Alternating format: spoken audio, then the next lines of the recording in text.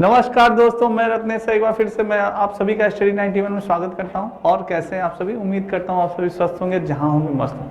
दोस्तों आज बहुत ही इंपॉर्टेंट टॉपिक लेके आया हूं आपके सामने, जिससे कि आपके एग्जाम में हर बार दोस्तों एक या दो क्वेश्चन जरूर पूछे जाते हैं, चाहे वो सीटेट का एग्जाम हो या सुपर टेट का एग्जाम हो या आपका दोस्तों टेट का एग्जाम हो। दोस्तों इसके ये टॉपिक हमेशा इस बार जो सीटेट का ऑनलाइन हुआ है, हर शिफ्ट में एक या दो क्वेश्चन भर भर के पूछा गया। दोस्तों बहुत ही इंपॉर्टेंट टॉपिक है। एक बार वीडियो को ज़्यादा से ज़्यादा सभी लोग शेयर कर दें और लाइक कर दें। दोस्तों सभी लोग आ जाए, बहुत ही धमाकेदार सेशन होने वाला है दोस्तों। और आज के टॉपिक का आपका नाम है लिंग यानी जेंडर एक सामाजिक संरचना। दोस्तों ठीक है, बहुत ही इंपॉर्टेंट सेशन है। आइए ज़्यादा से ज़्यादा शेयर करें दोस्तों।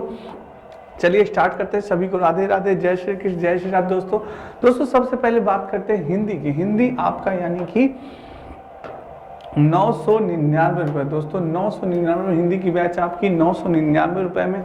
और दोस्तों यूपी टेट, आपकी यूपी टेट की बैच अवेलेबल है मात्र 999 रुपये में। कितने? मात्र 999 रुपये में दोस्तों।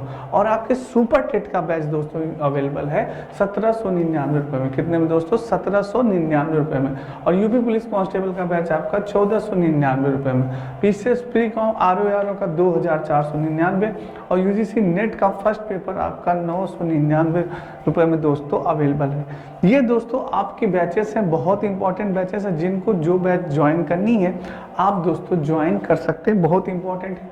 और अगर इन बैचेस को लेने में आपको कोई दिक्कत या परेशानी होती है दोस्तों, तो आप इस नंबर पे कॉल कर सकते हैं 7007734525 पे दोस्तों। ठीक है, आइए दोस्तों स्टार्ट करते हैं अपना।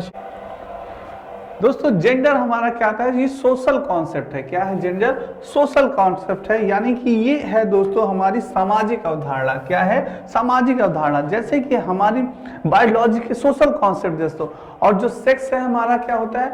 जो सेक्स होता है दोस्तों ये हमारा बायोलॉजिकल कॉन्सेप्ट होता है। क्या होता है? बायोलॉजिकल कॉन्सेप्ट होता है दोस्तों। ये याद रखिएगा हमेशा दोस्तों। इससे पूछा जाता है कि पूछा जाता है आपसे कि बताइए जेंडर क्या है, तो जेंडर आपका है सोशल कॉन्सेप्ट है, सामाजिक अवधारणा। और सेक्स क्या है? आपका बायोलॉजिकल कॉन्सेप्ट है दोस्तों। ये चीजें आप ध्यान रखिएगा, ये दोनों चीजें आपको बहुत ही कंफ्यूज करती है, तो हमेशा आप याद रखिएगा कि जेंडर जो है सामाजिक अवधारणा है।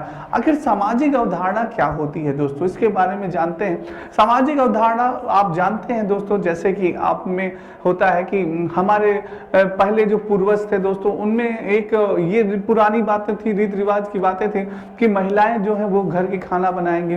महिलाएं क्या कहते हैं, महिलाएं दूरस्थ शिक्षा नहीं ग्रहण कर सकती।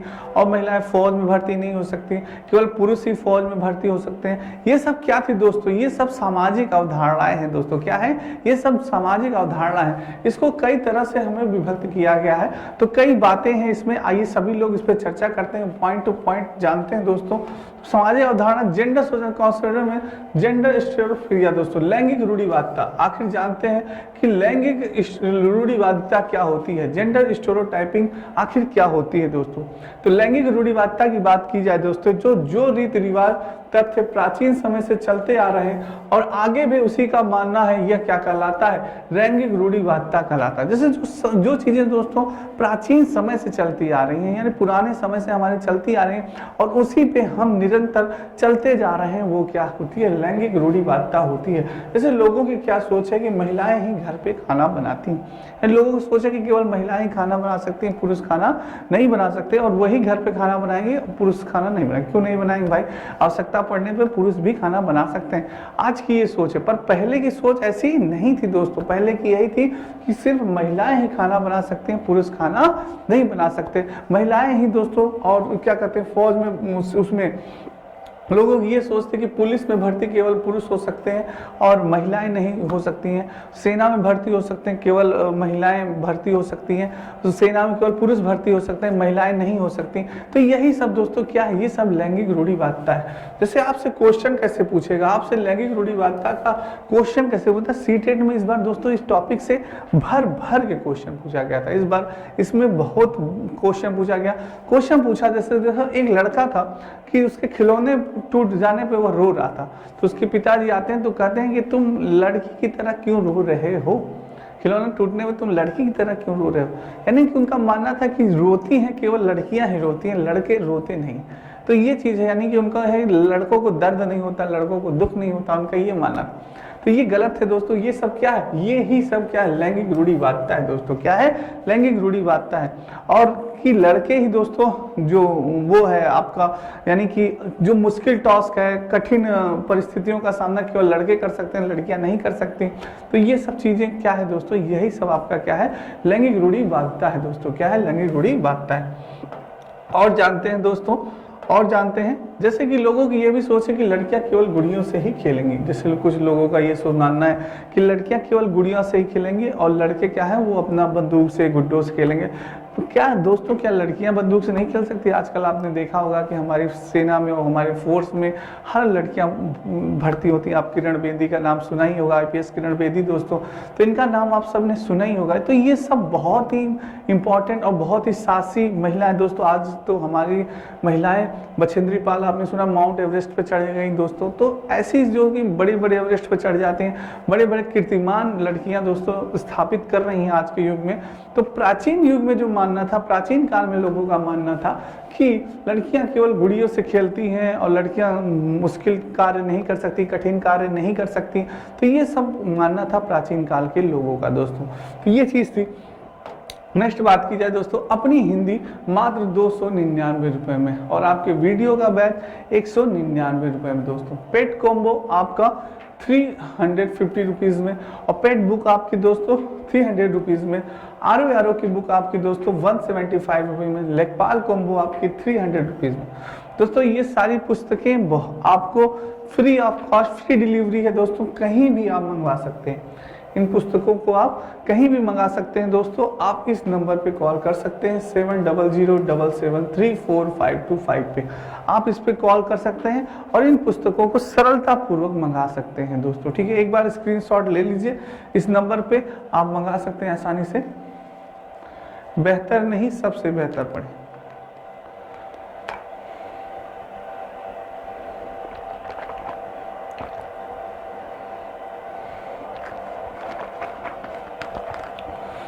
आइए दोस्तों स्टार्ट करते हैं।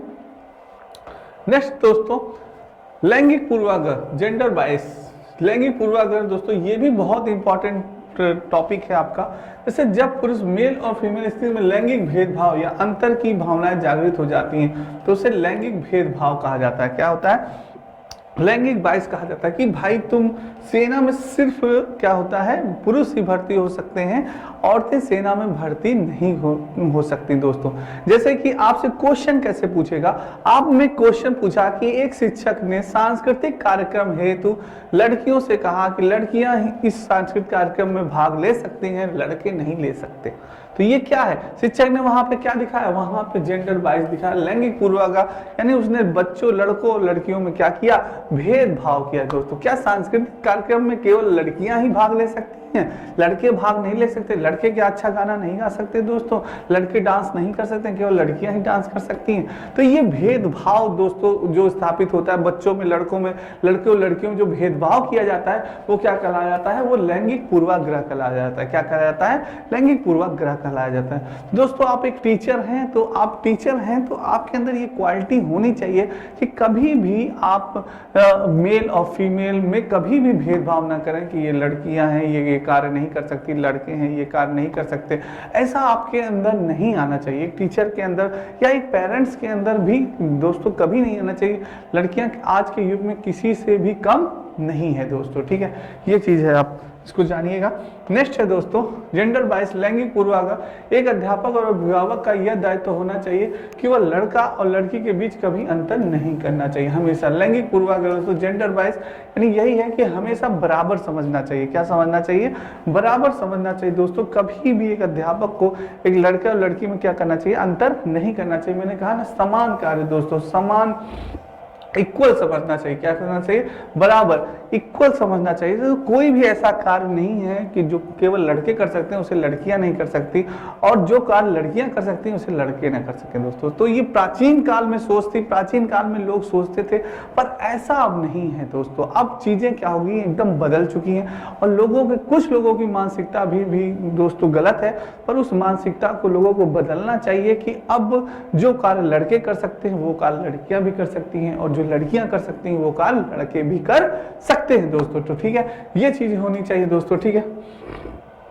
नेक्स्ट दोस्तों समाजीकरण। अब बात करते हैं सोशलाइजेशन, समाजीकरण की दोस्तों। तो समाजीकरण बहुत इंपॉर्टेंट दोस्तों आपका टॉपिक है। समाजीकरण से भी आपकी क्वेश्चन भर भर के पूछे गए। समाजीकरण यानी कि समाजीकरण जन्म से मृत्यु तक चलने वाली प्रक्रिया है। किसे? जन्म से मृत्यु तक। पॉइंट नोटेड माय स्टूडेंट, जन्म से मृत्यु तक चलने वाली प्रक्रिया क्या है? समाजीकरण है। यह एक ऐसी जटिल प्रक्रिया है, ध्यान रखिएगा, पूछता है कि जटिल प्रक्रिया है कि सरल प्रक्रिया है, तो आपको बताना है कि जटिल प्रक्रिया है जिसमें बालक समाज से प्रत्यक्ष व अप्रत्यक्ष अनुभव तरीके से सीखता है। प्रत्यक्ष और अप्रत्यक्ष, पॉइंट नोटेड माय स्टूडेंट, प्रत्यक्ष व अप्रत्यक्ष अनुभव तरीके से सीखता है। यह प्रक्रिया पूरे जीवन तक निरंतर चलती रहती है। क्या होती है यह प्रक्रिया? पूरे जीवन निरंतर तक चलती रहती है। किसी संस्कृति या समाज के मानदंडों को व्यवहार में लाने का कार्य समाजीकरण कहलाता है। जैसे दोस्तों गुरु का सम्मान करना, अपने माता पिता का सम्मान करना, ये सब क्या है? ये समाजीकरण दोस्तों हम लोग जो सीखते हैं, कुछ चीजें सीखते हैं, अनुकरण करते हैं, वो किससे करते हैं? समाज से करते हैं दोस्तों। किससे करते हैं? समाज से करते हैं। समाज इन द सेंस दोस्तों क्या होता है? समाज इन द सेंस हमारा परिवार होता है, हमारा आस पड़ोस होता है और हमारा विद्यालय होता है दोस्तों।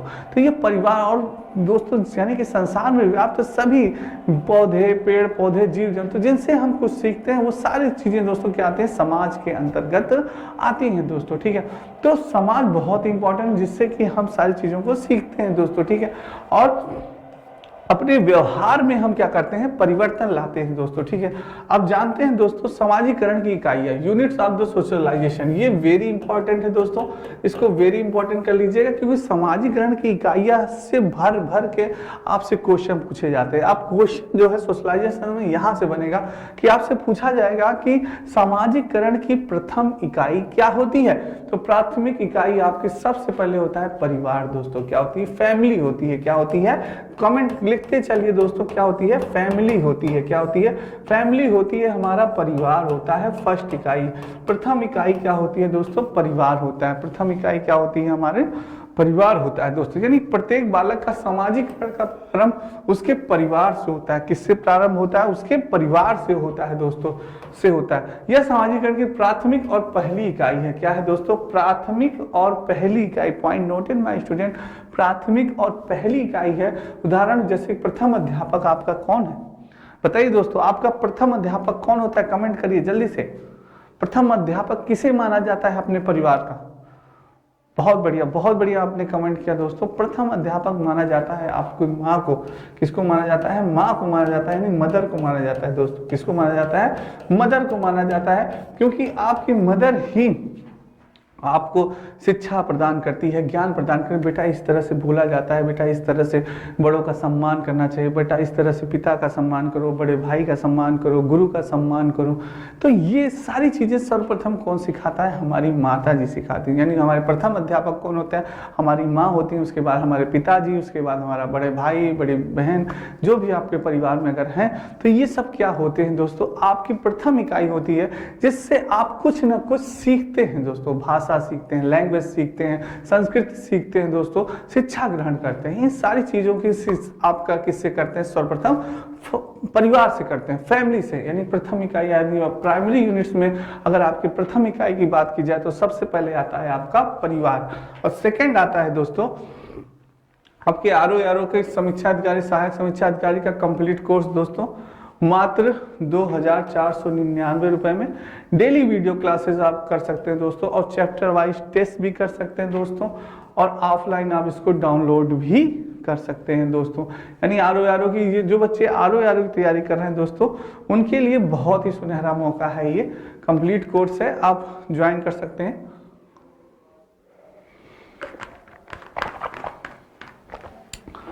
अब चलते हैं दोस्तों नेक्स्ट बात करते हैं। दूसरी आपकी प्रथम यूनिट में दोस्तों आते हैं आपके आस पड़ोस। क्या आते हैं? आपके आस पड़ोस आते हैं दोस्तों। प्रथम यूनिट का बात हो रही है अभी, फर्स्ट यूनिट, ये याद रखिएगा, प्रथम यूनिट्स की बात हो रही है। प्रथम यूनिट्स यानी प्रथम इकाई, प्रथम इकाई की बात हो रही है दोस्तों। समाज की प्रथम इकाई की बात हो रही है, तो उसमें पहले तो आ गया आपका परिवार, सेकंड आता है आपका आस पड़ोस, यानी क्या होते हैं आस पड़ोस के लोग। दोस्तों जो आपके आस पड़ोस के लोग होते हैं उनसे भी बालक कुछ कुछ सीखता है। जैसे आपका कहा जाता है ना वातावरण, इन्वायरमेंट का बहुत ही असर पड़ता है।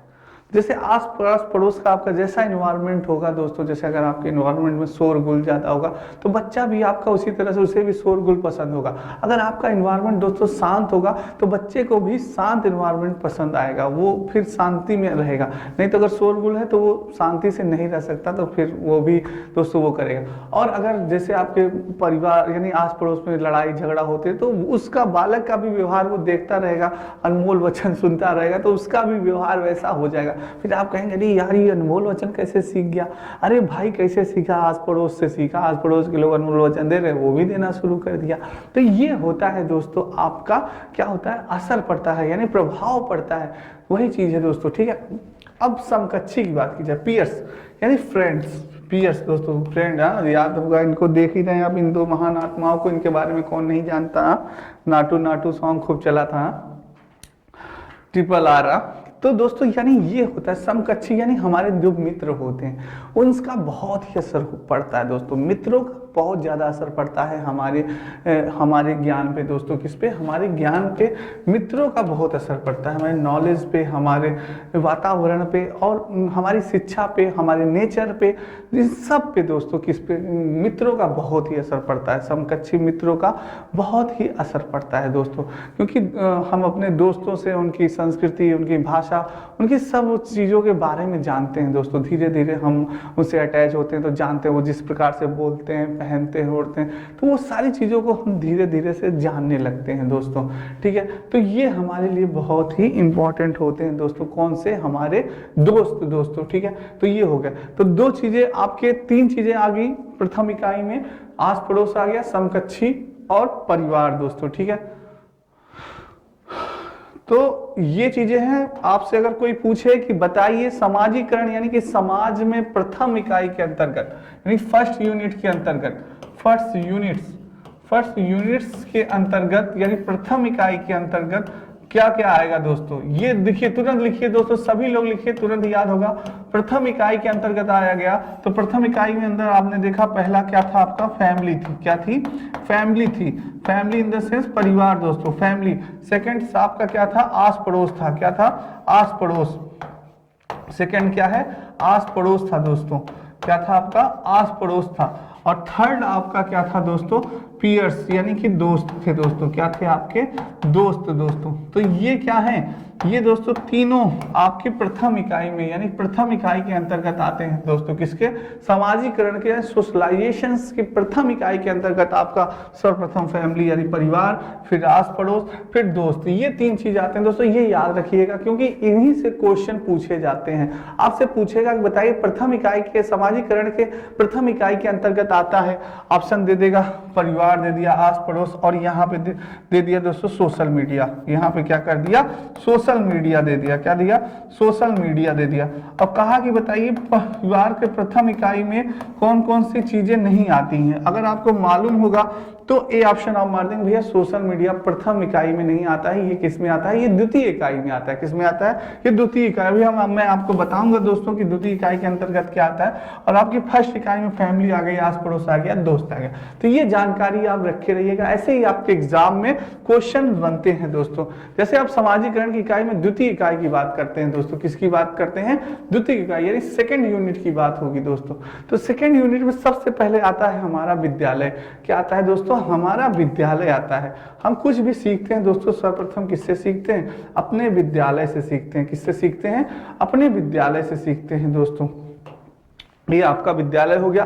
सर्वप्रथम हम किससे सीखते हैं? अपने विद्यालय से सीखते हैं। जब दोस्तों हम परिवार से और आस पड़ोस से, बाकी दोस्तों से फिर जब जाते हैं अपने विद्यालय में, तो वहाँ पे हम सीखते हैं दोस्तों। वहाँ पे हमें भिन्न भिन्न प्रकार के लोग मिलते हैं, भिन्न भिन्न प्रकार के दोस्त मिलते हैं, भिन्न प्रकार के लोग ऐसे यानी स्टूडेंट्स मिलते हैं, टीचर्स मिलते हैं, जिनकी कल्चर्स अलग होती हैं, जिनकी लैंग्वेज अलग होते हैं, जिनके पहनने का ढंग अलग अलग होता है दोस्तों।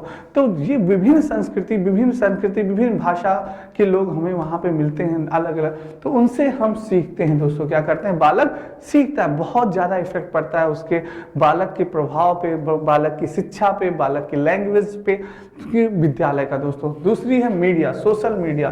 दोस्तों आजकल आप सोशल मीडिया के बारे में क्या बताएं दोस्तों, सोशल मीडिया आप लोग यूट्यूब हो गया, इंस्टाग्राम हो गया, इंस्टाग्राम, फेसबुक, व्हाट्सअप, ये सब क्या है, सोशल मीडिया है दोस्तों, जिससे कि बालक के ऊपर बहुत ही ज़्यादा प्रभाव पड़ता है, बालक पर इसका बहुत ज़्यादा प्रभाव, इनसे भी बालक सीखता है दोस्तों। आप देखते होंगे आजकल के बच्चे जहाँ रोना शुरू किए तुरंत उनके माता पिता क्या समझते हैं, मोबाइल दे देते हैं, लो बेटा मोबाइल ले लो, शांत हो जाओ बस। और वो भी दोस्तों मोबाइल खेलना शुरू हो जाता है, तो वो गेम खेलेगा, कार्टून देखेगा, तो उसको वो चीज़ें बहुत ही जल्दी दोस्तों याद हो जाती है कि अरे भाई सोशल मीडिया। अभी आप लोग पासवर्ड डाल दीजिए, पर बच्चे देखते हैं कितना जल्दी पासवर्ड खोल देते हैं, अब तो वो फास्ट हो जाते हैं दोस्तों वो चीज़ें। तो सोशल मीडिया आज के युग में दोस्तों बहुत ही ज़्यादा एक्टिव हो गई है, जिससे कि बच्चे आजकल आपने देख रहे हैं ज़्यादातर बच्चे ऑनलाइन पढ़ाई कर रहे हैं, ऑनलाइन सारी चीज़ें हो रही, मंगा रहे हैं, खाना है, कोई भी सामग्री है, सारी चीज़ें ऑनलाइन हो रही दोस्तों। तो सोशल मीडिया से बहुत इफेक्ट पड़ता है हमारे कल्चर पे, हमारे एजुकेशंस पे, सारी चीज़ों पे दोस्तों बहुत ही ज़्यादा, ठीक है। अब धार्मिक संस्थाएं दोस्तों, जो धार्मिक संस्थाएं हैं, आपके मंदिर हो गए, धार्मिक रीति रिवाज हो गए, तो इनसे भी बालक सीखता है कि ये हमारी धार्मिक संस्थाएं हैं, मंदिरें हैं, ये हमारा राष्ट्रीय प्रतीक है, ये सब चीज़ें हैं, और ये हमारा धर्म है दोस्तों, ये है हिंदू धर्म है, ये मुस्लिम धर्म है, ये, तो इनसे भी चीज़ें बालक क्या करता है, सीखता है। धार्मिक संस्थाओं पे भी, धार्मिक संस्थाओं का भी इफेक्ट पड़ता है किस पे, बालक पे दोस्तों। तो ये चीजें हैं, ये चीज आप जान गए होंगे। तो ये याद रखना है आपको कि सामाजिकरण की द्वितीय इकाई सेकेंड यूनिट्स के अंतर्गत आपका आता है विद्यालय आता है, मीडिया आता है और धार्मिक संस्थाएं आती है। तीन चीज इसमें आई है। और फर्स्ट यूनिट में आपका क्या है, फर्स्ट यूनिट में आपका सबसे पहले परिवार आया है, दूसरा आपका आस पड़ोस आए हैं, और तीसरा आपके क्या आए हैं दोस्तों, दोस्त आए हैं। तो ये तीन उसमें थे, तीन इसमें, याद रखिएगा, बहुत इंपॉर्टेंट है, इसी से क्वेश्चन आपके पूछा जाता है। और सामाजिकरण की एजेंसी की बात की जाए दोस्तों, तो एजेंसी इसकी दो प्रकार की होती है। कितने प्रकार की होती है एजेंसियां, दो प्रकार की होती हैं दोस्तों। एक सक्रिय एजेंसी होती है और एक निष्क्रिय एजेंसी होती है। एक सक्रिय होती है, एक निष्क्रिय होती है। तो सामाजिकरण की दो प्रकार की एजेंसी होती है। सक्रिय एजेंसी, सक्रिय एजेंसी के बारे में बात करें कि इसमें बालक पर सामाजिकरण का सीधा सीधा प्रभाव पड़ता है, जैसे कि परिवार हो गया, पड़ोसी हो गए, स्कूल हो गए, दोस्त हो गए, रिश्तेदार हो गए, ये क्या है, सक्रिय सीधा सीधा इफेक्ट पड़ता है। जैसे फैमिली है, तो फैमिली का दोस्तों इफेक्ट है सीधा सीधा बालक, क्योंकि बालक आपका 12 घंटा से 15 घंटा दोस्तों फैमिली में ही वो रहता है दोस्तों। मान लीजिए आप 6-7 घंटे या 5-6 घंटे के लिए विद्यालय में जाते होंगे, फिर आप ऑल टाइम जो 1-2 घंटा ग्राउंड जाते होंगे, पर जितना समय बाकी बच रहा है तो उतना सारा समय आप कहाँ व्यतीत करते हैं, अपने परिवार में व्यतीत करते हैं, आपके आस पड़ोस में व्यतीत करते हैं, और आप ज्यादा समय अपना बाकी जो बचा समय किसमें, स्कूल में दोस्तों, और अपने दोस्तों के साथ, अपने रिश्तेदारों के साथ। तो इन पे आपका बहुत ही ज्यादा इफेक्ट पड़ता है। यानी कि आप सोचिए, आपसे कोई पूछे कि सामाजिकरण की सक्रिय एजेंसी कौन है, तो आपको दिमाग लगाना है कि सक्रिय एजेंसी यानी जहां हम ज्यादा समय देते हैं, तुरंत दिमाग में, जहां हम ज्यादा समय देते हैं और जो हमारे सबसे ज्यादा क्लोज है दोस्तों, जो हमारे सबसे ज्यादा क्लोज है, तो वो क्या है, वो सक्रिय एजेंसी है सामाजिकरण की। ये ट्रिक है दोस्तों याद करने का, कि आपको याद करना है सामाजिकरण एजेंसी।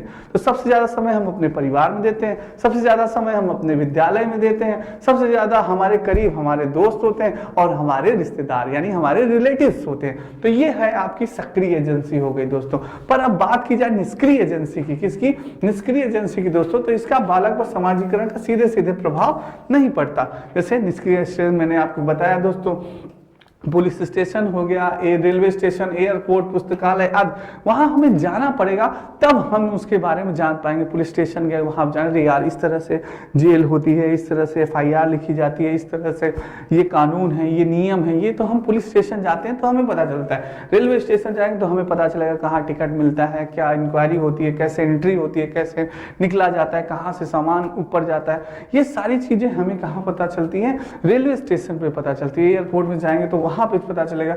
लाइब्रेरी में जाएंगे तो हम जब पुस्तकों को देखेंगे और चूज करेंगे तो वहाँ पे विभिन्न प्रकार की पुस्तकें होंगी अलग अलग, तब हम चूज करेंगे हाँ ये पुस्तक हमारे लिए लाभकारी है। तो ये दोस्तों वहाँ पे ज्ञान पड़ेगा। तो ये यहाँ हमें जाना पड़ेगा, कहाँ पे हमें जाना पड़ेगा ज्ञान प्राप्त करने के लिए। तो ये सोचिए दोस्तों, निष्क्रिय एजेंसी यानी कि ऐसी एजेंसियां जहां हमें जाके हमें ज्ञान प्राप्त करना पड़े, तो वो क्या होती है निष्क्रिय एजेंसी, यानी कि सीधा सीधा प्रभाव नहीं पड़ता, और सक्रिय एजेंसी में सीधा सीधा प्रभाव पड़ता है। यानी निष्क्रिय एजेंसी जहां हमें जाके ज्ञान प्राप्त करना पड़े, जैसे पुलिस स्टेशन हो गया, लाइब्रेरी होगी, रेलवे स्टेशन, एयरपोर्ट, तो ये चीज है। अब आपको मुझे नहीं लगता दोस्तों सक्रिय और निष्क्रिय में दिक्कत होगी। नेक्स्ट है दोस्तों वीडियो, आपके ग्राम विकास अधिकारी का नया बैच प्रारंभ, महाबचत ऑफर मात्र 1299 रुपए में दोस्तों, ठीक है। नेक्स्ट दोस्तों, आपका अब मूल्यांकन स्टार्ट होगा कि आखिर आपने अभी तक कितना पढ़ा और कितना समझा दोस्तों, ठीक है। अब मूल्यांकन जो कि आपके एग्जाम में आए हुए क्वेश्चन है, व्यक्ति को उसके माता पिता उसके पूर्वजों से जो प्रभाव प्राप्त होता है वही उसका है, क्या है, वंशानुक्रम होता है, वातावरण होता है, जन्मजात कारक होता है, या जीवन चक्र होता है दोस्तों। क्या होगा, क्या होगा इसका, जल्दी से आंसर दें।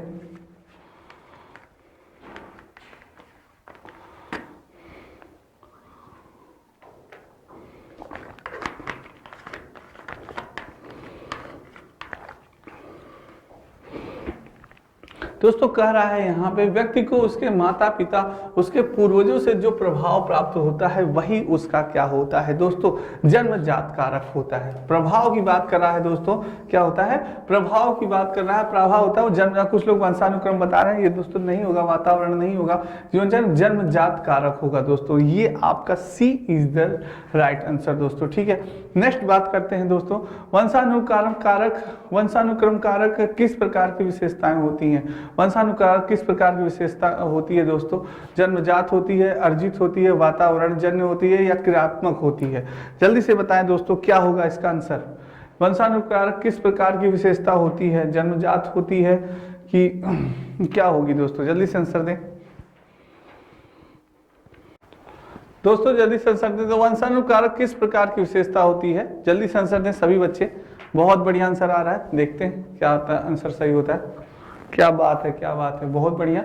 जल्दी से आंसर दें सभी बच्चे, जल्दी से आंसर दें दोस्तों, सभी बच्चे जल्दी से आंसर दें। क्या बात है, क्या बात, किस प्रकार की विशेषता होती है दोस्तों, बिल्कुल बहुत सही आंसर दे रहे हैं आप। क्रियात्मक नहीं होगा, वातावरण नहीं होगा, जितने में जन्मजात होते हैं। तो वंशानुक्रम कारक किस प्रकार की विशेषता होती है, जन्मजात होती है दोस्तों। ए इज द राइट आंसर। तो दोस्तों ए इज द राइट आंसर, बिल्कुल सही आंसर दिया आपने, बहुत बढ़िया। नेक्स्ट बात करते हैं दोस्तों, प्राणी के रंग, रूप, कद, बुद्धि आदि का निर्धारण किसके द्वारा होता है। वातावरण द्वारा होता है, आनुवंशिकता द्वारा होता है, विद्यालय द्वारा, परिवार द्वारा। बहुत इजी क्वेश्चन है, तुरंत हमारे बच्चे आंसर दे देंगे। फास्ट आंसर दीजिए दोस्तों, सभी बच्चे एक बार वीडियो ज्यादा शेयर कर दे, लाइक जल्दी से आंसर दे।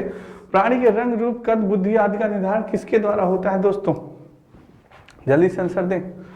बहुत बढ़िया आंसर आ रहा है।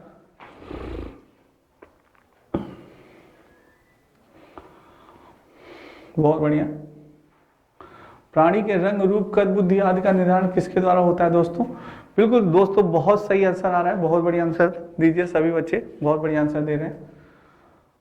परिवार द्वारा नहीं होगा दोस्तों, प्राणी के रंग, रूप, कद, बुद्धि आदि का निर्धारण पूछ रहा है, परिवार द्वारा नहीं होगा, विद्यालय द्वारा नहीं होगा, वातावरण द्वारा नहीं, आनुवंशिकता द्वारा दोस्तों। आपके दोस्तों कद का, आपके रंग का, रूप का आदि का दोस्तों, बुद्धि का आदि का दोस्तों जो निर्धारण होता है वो क्या होता है, आनुवंशिक होता है दोस्तों। क्या होता है, आनुवंशिकता के द्वारा प्रभाव पड़ता है। तो ये दोस्तों जैसे होता है ना, आपकी लंबाई पे आपके पिताजी का लक्षण पड़ता है, आपकी आंखों जैसे माता जी की तरह आपकी आंखें होती हैं, तो बाकी आपकी बुद्धि होती है दोस्तों पिताजी की तरह पड़ जाती है, कभी माता जी पर। तो ये चीजें होती हैं दोस्तों, क्या होता है आपका आनुवंशिकता के द्वारा होता है दोस्तों, ठीक है, लक्षण पड़ जाता है। तो B is the right answer, B is the right answer, very good, बहुत बढ़िया। नेक्स्ट है देखो, मनुष्य में कितने जोड़े गुणसूत्र होते हैं, बहुत ही ज्यादा पाए जाते हैं, बिल्कुल बताइए जल्दी से। बहुत बढ़िया, जल्दी से आंसर दें दोस्तों, मनुष्य में कितने गुणसूत्र पाए जाते हैं।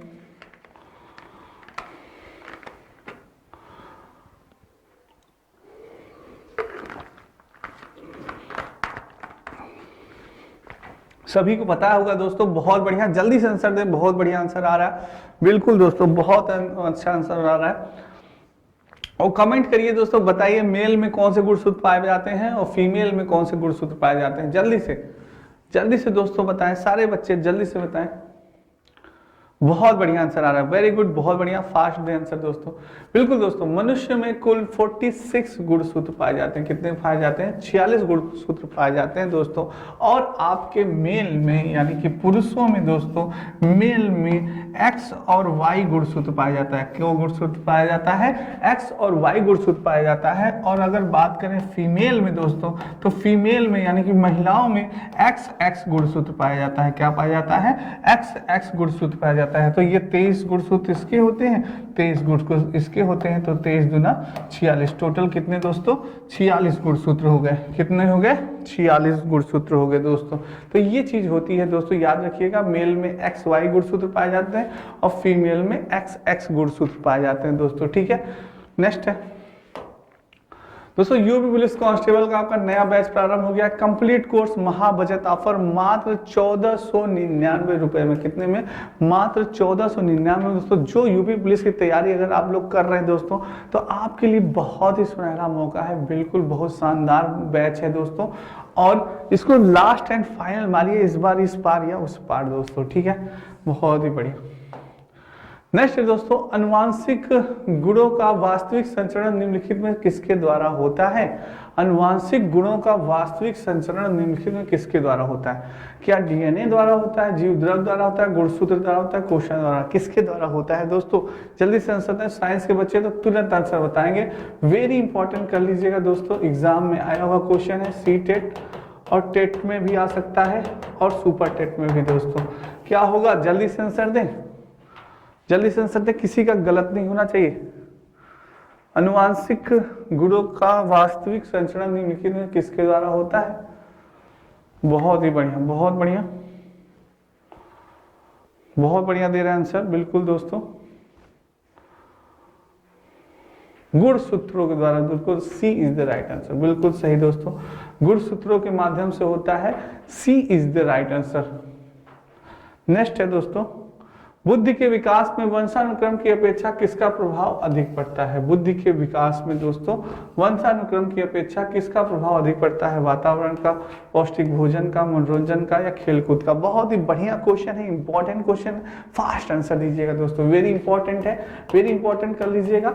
सी टेट में आया हुआ क्वेश्चन है दोस्तों, टेट और सुपर टेट में भी आने की संभावना है। गलत नहीं होना चाहिए किसी भी मेरे शेयर का। जल्दी से आंसर दें, फास्ट दोस्तों आंसर दें कि बुद्धि के विकास में वंशानुक्रम की अपेक्षा किसका प्रभाव अधिक पड़ता है? बहुत बढ़िया आंसर आ रहा है, बहुत बढ़िया आंसर। जल्दी से आंसर दें, सारे बच्चे जल्दी से आंसर दें, फास्ट आंसर दें दोस्तों, गलत नहीं होना चाहिए। क्या बात है, क्या बात है, बहुत बढ़िया। जल्दी से आंसर दें सारे बच्चे, बहुत बढ़िया आंसर आ रहा है। वेरी गुड, वेरी गुड दोस्तों। तो यहाँ कह रहा है कि बुद्धि के विकास में, यानी कि आपके बुद्धि के विकास में वंशानुक्रम की अपेक्षा किसका प्रभाव अधिक पड़ता है? किसका प्रभाव अधिक पड़ता है दोस्तों? तो आप याद रखिएगा, खेलकूद का नहीं, मनोरंजन का नहीं, पौष्टिक भोजन का नहीं, वातावरण का दोस्तों। किसका? वातावरण का अधिक प्रभाव पड़ता है। तो ए इज द राइट आंसर, बिल्कुल सही। नेक्स्ट है दोस्तों, वंशानुक्रम वातावरण में पाई जाती है। क्या पाई जाती है? पारस्परिक निर्भरता, पारस्परिक अधीनता, पारस्परिक अनिवार्यता या पारस्परिक नजदीकियां दोस्तों। क्या होता है वंशानुक्रम वातावरण में? बहुत इंपॉर्टेंट क्वेश्चन है, सी टेट में आपके आया गया क्वेश्चन है, टेट और सुपर टेट में भी आ सकता है दोस्तों, गलत नहीं होना चाहिए। जल्दी से आंसर बताएं, वंशानुक्रम व वातावरण में क्या पाई जाती है? जल्दी से सभी बच्चे आंसर दें, जल्दी से आंसर दें दोस्तों। बहुत बढ़िया आंसर आ रहा है, बहुत बढ़िया। वंशानुक्रम व वातावरण में पाई जाती है। क्या पाई जाती है दोस्तों? जल्दी से आंसर दें, बहुत इंपॉर्टेंट क्वेश्चन है, कई बार पूछा गया है। बिल्कुल, पारस्परिक निर्भरता नहीं होगा दोस्तों, पारस्परिक अधीनता नहीं होगा, पारस्परिक नजदीकियां नहीं होगा, पारस्परिक अनिवार्यता दोस्तों, सी इज द राइट आंसर। पारस्परिक अनिवार्यता, वंशानुक्रम, वातावरण, दोनों का इफेक्ट आपके विकास में पड़ता है दोस्तों, चाहे शारीरिक विकास हो चाहे बौद्धिक विकास हो, इन दोनों पे आपका दोस्तों अनिवार्य होता है। पारस्परिक अनिवार्यता होती है आपके डेवलपमेंट का, सॉरी आपके आनुवांशिकता का और पर्यावरण का दोस्तों, दोनों का दोस्तों। तो ये वंशानुक्रम और वातावरण दोनों का आपके उस पर प्रभाव पड़ता है दोस्तों, ठीक है, विकास में। नेक्स्ट बात करते हैं, बच्चे का सामाजिक विकास वास्तव में प्रारंभ होता है, कब होता है? वेरी इंपॉर्टेंट दोस्तों, टेट सुपर टेट और सी टेट में भी पूछा गया क्वेश्चन है। जल्दी से बताएं, सारे बच्चे आंसर दें। विद्यालय पूर्व अवस्था में, शैशवावस्था में, पूर्व बाल्यावस्था में या उत्तर बाल्यावस्था में? गलत नहीं होना चाहिए दोस्तों, सभी बच्चे का बहुत इंपॉर्टेंट क्वेश्चन है, फास्ट आंसर दें, सारे बच्चे वेरी फास्ट, बहुत बढ़िया, जल्दी से आंसर दें। बच्चे का सामाजिक विकास वास्तव में प्रारंभ होता है, कब होता है? जल्दी से आंसर दें। क्या बात है, क्या बात है।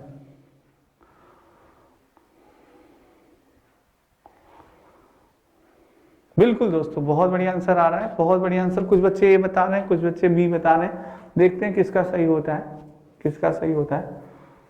बच्चे का सामाजिक विकास वास्तव में प्रारंभ होता है, क्या होगा? विद्यालय पूर्व अवस्था में नहीं होगा, शैशवावस्था में नहीं होगा, पूर्व बाल्यावस्था नहीं, उत्तर बाल्यावस्था दोस्तों, D is the right answer, बिल्कुल सही है। नेक्स्ट है दोस्तों, हिंदी इंडिविजुअल का कंप्लीट बैच प्रारंभ आपका मात्र 999 रुपए में। कितने में? मात्र 999 रुपए में। दोस्तों नितिन सर द्वारा पढ़ाई गई सारी ये बैच दोस्तों बहुत इंपॉर्टेंट है। आप एक बार नितिन सर अगर हिंदी की कोई भी टॉपिक, आप जैसे संधि हो गए, समास हो गया, अलंकार हो गया, कोई भी टॉपिक एक बार आप पढ़ लीजिए दोस्तों, जो कि बहुत टफ आपको लगता है कि ये टॉपिक टफ है, एक बार आप पढ़िए, देखिए आपका सारा कॉन्सेप्ट क्लियर हो जाएगा। सर बहुत ही आसानी ट्रिक से उन्होंने पढ़ाया है दोस्तों, ठीक है, बहुत ही। तो सारे बच्चे इस बैच को ज्वाइन कर सकते हैं दोस्तों। दोस्तों वीडियो को ज़्यादा शेयर कर दीजिए एक बार और लाइक कर दें सारे बच्चे जल्दी से।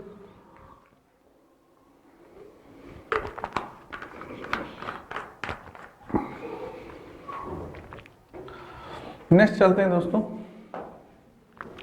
निम्नलिखित में से कौन सा सामाजिकरण का एक प्रमुख कारक है? सामाजिकरण का एक प्रमुख कारक कौन सा है? कंप्यूटर होगा कि आनुवंशिकता होगा, राजनीतिक दल होगा कि परिवार होगा? समाजीकरण के प्रमुख कारक पूछ रहा है दोस्तों। समाजीकरण का ध्यान दीजिएगा, क्वेश्चन को ध्यान से पढ़िएगा दोस्तों, सारे बच्चे क्वेश्चन को ध्यान से पढ़िएगा। क्या होगा? समाजीकरण का एक प्रमुख कारक है, क्या है? बहुत बढ़िया दोस्तों, बहुत बढ़िया, बहुत बढ़िया आंसर आ रहा है। देखते हैं किसका बच्चे का सही होता है, क्या होता है। बहुत बढ़िया आंसर आ रहा है, वेरी गुड, बहुत बढ़िया। समाजीकरण का एक प्रमुख कारण क्या है दोस्तों? बिल्कुल सही आंसर बताया आपने, परिवार है। क्या है दोस्तों? हमारी फैमिली है। क्या है? हमारी फैमिली है दोस्तों। मैंने आपको बताया कि समाजीकरण का परिवार है और कैसी इकाई है? प्रथम इकाई है दोस्तों। कौन सी इकाई है? प्रथम इकाई है। क्या है? सॉरी, कौन सी इकाई है भैया? प्रथम इकाई है। कौन सी इकाई मानी जाती है? प्रथम इकाई मानी जाती है। प्रथम इकाई मानी जाती है दोस्तों। क्या मानी जाती है? प्रथम इकाई मानी जाती है। परिवार कौन कौन सी प्रथम इकाई मैंने आपको बताया है? फैमिली है, फैमिली है दोस्तों, और क्या है? फैमिली हो गया, दोस्त आस पड़ोस हो गया, आस पड़ोस हो गया दोस्तों, आस पड़ोस हो गए, और आपके क्या हो गए? दोस्त हो गए दोस्तों। क्या हो गए? दोस्त हो गए। ये क्या है? आपकी प्रथम इकाई के अंतर्गत आते हैं, समाजीकरण का प्रमुख कारक है। और सेकेंड यूनिट में क्या आते हैं दोस्तों? सेकेंड में बताइए जरा, सेकेंड यूनिट्स में आपके क्या आते हैं? सेकेंड यूनिट में आपकी आती है सर्वप्रथम विद्यालय। क्या आता है आपका? विद्यालय दोस्तों। क्या आता है? विद्यालय आता है। दूसरा क्या आता है दोस्तों? फर्स्ट विद्यालय। दूसरा आपका आता है दोस्तों आपका सोशल मीडिया। क्या आता है आपका? मीडिया। क्या आता है दोस्तों? Social media. और तीसरा आता है धार्मिक स्थलें दोस्तों। क्या होते हैं? धार्मिक संस्थाएं, धार्मिक संस्थाएं, धार्मिक संस्थाएं। तो ये आपका दोस्तों फर्स्ट और सेकंड यूनिट है किसकी? समाजीकरण की, जिसमें आपसे पूछा है कि समाजीकरण का प्रमुख कारक क्या है। तो प्रमुख कारण आपका क्या है? परिवार है दोस्तों। ये आपको रिवाइज करवा दिया मैंने। सामाजिकरण की प्राथमिक और सामाजिकरण का द्वितीयक कारक क्या है? प्राथमिक पूछा है दोस्तों और द्वितीयक कारक पूछा है। परिवार की विद्यालय, मीडिया, परिवार, विद्यालय या मीडिया, मीडिया या आस पड़ोस। क्या होगा दोस्तों? जल्दी से आंसर दें, गलत नहीं होना चाहिए किसी भी बच्चे का। सामाजिकरण का प्राथमिक और सामाजिकरण का द्वितीयक कारक कौन सा है? जल्दी से आंसर दें दोस्तों सभी बच्चे। प्राथमिक और सामाजिकरण का द्वितीयक कारक कौन सा है? बहुत बढ़िया आंसर आ रहा है, बहुत बढ़िया आंसर आ रहा है। देखते हैं किसका सही होता है। जल्दी से आंसर दे दोस्तों। प्राथमिक अभी आपको मैंने बताया दोस्तों, प्राथमिक आपका क्या है? फर्स्ट है आपकी फैमिली दोस्तों। क्या है? आपकी फैमिली है, यानी कि परिवार है। क्या है? परिवार। और सेकंड अगर बात की जाए दोस्तों, द्वितीयक कारक की बात की जाए तो द्वितीयक है आपका क्या? द्वितीय इकाई है आपका विद्यालय। अब देखिए किस कौन से ऑप्शन में आपका परिवार और विद्यालय दोनों है। सर परिवार और विद्यालय हमारा ए ऑप्शन है। बहुत बढ़िया आंसर दिया। जिन बच्चों ने ए दिया बिल्कुल सही आंसर दिया, बहुत बढ़िया दोस्तों। इसी तरह से मेहनत करते रहिए, सफलता जरूर मिलेगी आपको। और यूपी टेट का नोटिफिकेशन बहुत ही जल्द आने वाला है दोस्तों, और इसलिए तैयारी करते रहिए, अभी से तैयारी करते रहिए। नितिन सर द्वारा हैंड राइटिंग की पुस्तक दोस्तों, प्राचीन इतिहास, मध्यकालीन इतिहास, फिजिक्स, केमिस्ट्री, आधुनिक इतिहास, बायोलॉजी, सामान्य हिंदी, भारतीय राज्यवस्था, इंडियन ज्योग्राफी, भारत का भूगोल, ये दोस्तों ये पुस्तकें बहुत ही इंपॉर्टेंट है, वेरी इंपॉर्टेंट पुस्तकें मानिए इनको। अगर आप कंपटीशन की तैयारी कर रहे हैं तो इन पुस्तकों का लाभ आप उठा सकते हैं दोस्तों। एक बार वीडियो को ज़्यादा शेयर कर दें, लाइक कर दें। तो दोस्तों आज की क्लास आपको कैसी लगी कमेंट बॉक्स में कमेंट जरूर करिएगा दोस्तों, और एक बार वीडियो को ज़्यादा शेयर कर दीजिएगा। तो आज के लिए इतना ही दोस्तों, कल फिर बहुत ही इंपॉर्टेंट टॉपिक के साथ मिलेंगे, मजेदार धमाके के साथ दोस्तों। आज के लिए इतना ही, तब तक के लिए राधे राधे, जय श्री कृष्ण दोस्तों, और जय हिंद दोस्तों।